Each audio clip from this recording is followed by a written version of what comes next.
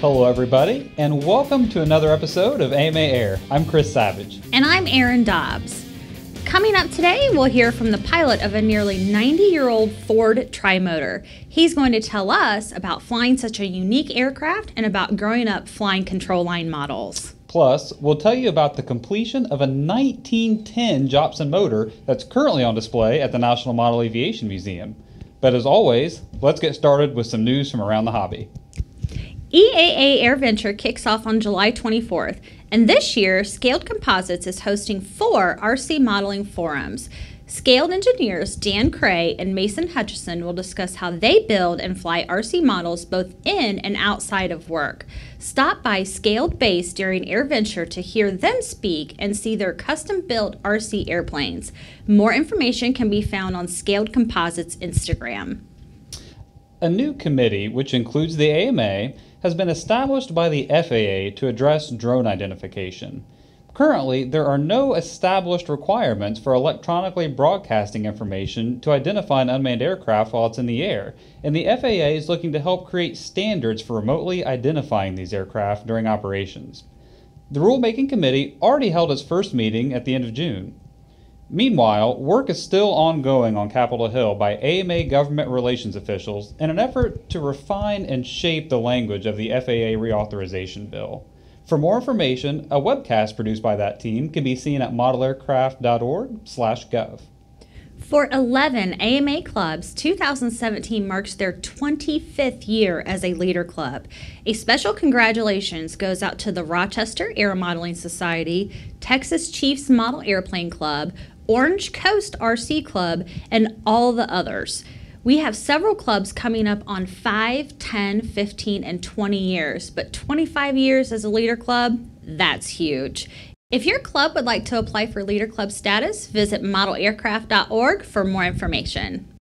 Well, for young people interested in pursuing full-scale aviation as a career, modeling is usually the closest they'll get until college. But 2 pilots wanted to give kids a chance to learn all about all sorts of careers in aviation. Alan Muse and Jeff Northcutt co-founded Southern Arizona Teen Aviation last year. Through the program, high school sophomores, juniors, and seniors work with Muse, Northcutt, and 5 other mentors to construct a 2-seat Vans aircraft model RV-12. The experience began with learning to read mechanical drawings, prepare metal parts, handle tools, and practice certain construction skills. Now, the students have completed the tail and are working on the wing kit and the fuselage. More information can be found at soazteenaviation.org. Coming up after the break, we'll talk to an AMA member who's spending his free time piloting one of the most unique early aircraft in the world. Stick around.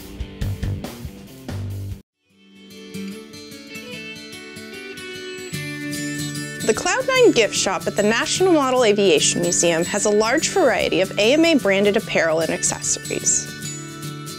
From hats to polos, t-shirts, sweatshirts, patches, and lanyards, we have all the gear you need to show your modeling pride at the club field in any season. We have trinkets for the modeler who has everything, scale model kits and rubber-powered kits for the youngsters, and gifts for your entire modeling family. Whether you're a seasoned modeler or a newcomer to the hobby, we have the gear you need to show your modeling pride. The Cloud9 Museum store is open 7 days a week from 10 a.m. to 4 p.m. We are able to take orders in person and online for your convenience. Be sure to pick up your 2017 NATS gear on sale now at modelaircraft.org/shopAMA.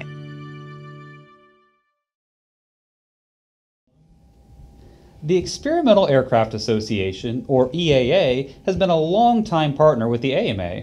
We both strive to share the enjoyment of aviation with the greater community.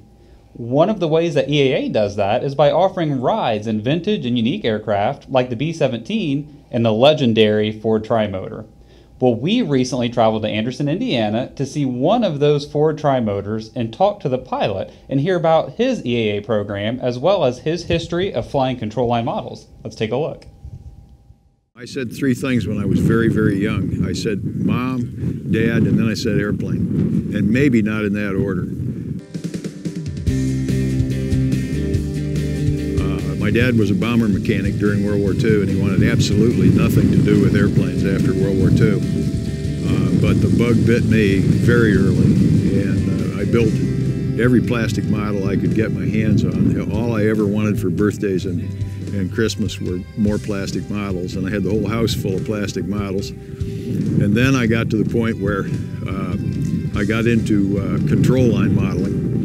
I won a lot of stunt championships back then at the various meets in my age group, and I just loved every minute of it. For the last 5 years or so, I've been flying EAA's 2 trimotors, and loving every minute of it. Just loving it. It doesn't get any better. Our Ford trimotor is part of an outreach program. We tour with this airplane and another one similar to it. We tour almost all year, almost every weekend we fly somewhere and try to have the general public come out, take a ride with us, or just come out and walk through the airplane and listen to some of the history. And that's one of EAA's outreach programs. We usually get an excellent reception wherever we go. We try to advertise ahead of time. And we've had, here in Anderson, we've had an excellent reception. Yesterday we did 10 rides during the day, all full. So we had 100 people yesterday that went up. We can take 10 at a time. 100 people went yesterday, and I think we had about 60 the day before, and probably 50 or 60 the day before that.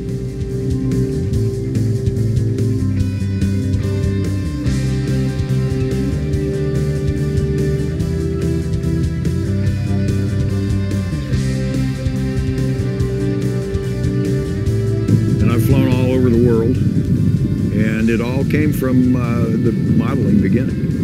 And over the past 5 or 6 years, 10 years maybe, I've started to collect a lot of the old control line stuff that I flew way back then, and I'm going back into it now that I have a little time on my hands, kind of semi-retired. I'm going to start modeling again and fly some more control lines. Hopefully one of these days I'll have some control line models to fly during the week, and I'll fly the trimotor on the weekend, and life will be just perfect. So, build models. Go learn how to fly model airplanes. Go learn how to fly radio or fly control line or something like that. And it's so much fun, and those are real airplanes. Those aren't toys. They're real airplanes. Models are fabulous. And, go AMA. If you'd like more information on the EAA and its community outreach efforts, or to find the next stop on the Ford Trimotor Tour, you can visit EAA.org. Coming up, we'll tell you about the 2 owners of 1910 Jobson Motors and how they work together. We'll be right back. For decades, across generations, modelers have come together to compete and push the boundaries of flight. This summer, that tradition continues.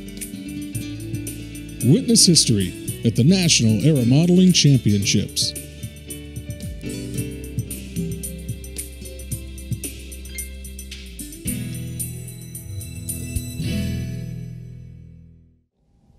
When Art Geyer first received his Jobson motor, it was missing pieces and was looking pretty old and worn.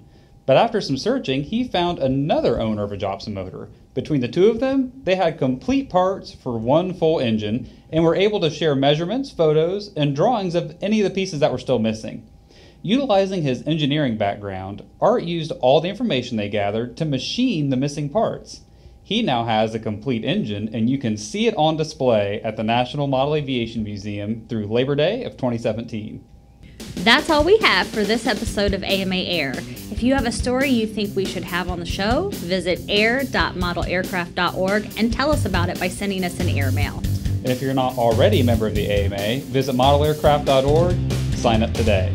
We'll see you next time, everybody, but for now, it's time to get flying.